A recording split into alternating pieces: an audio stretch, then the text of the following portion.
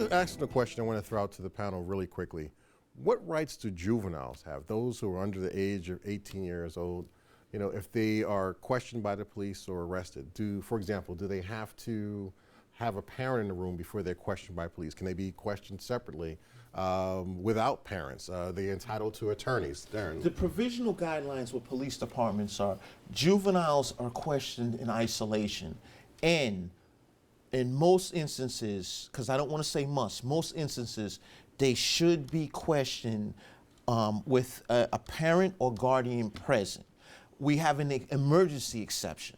Emergency exception, of course, is, look, if there's a person that's possibly tied up somewhere and they can lose their life, look, we can ask the juvenile questions. But by and large, a juvenile must be questioned in a separate, usually they have a juvenile room in all police precincts where juveniles are questioned. And they should, in most instances, be questioned while their parent or guardian are present. If not, if the guardian is not present, then it can be someone like a school official.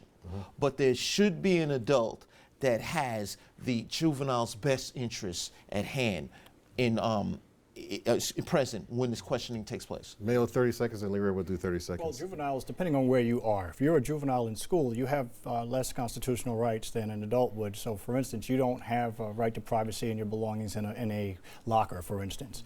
So you really are at a greater risk, and the school does not necessarily have your best interest at heart. The school may have other interests in terms of all the other students that are there.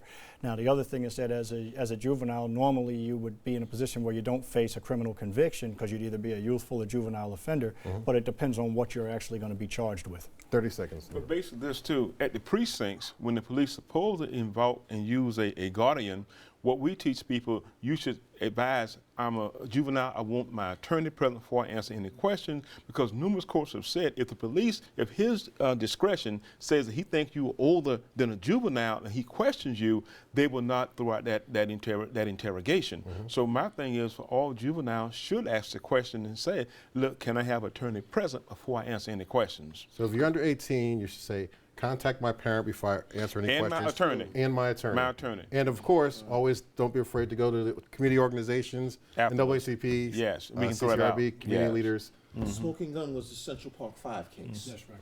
That's a good example. Deskovich. And if they invoke their rights, this could have turned out differently for them. Absolutely. Thank you all. Thank you all for that.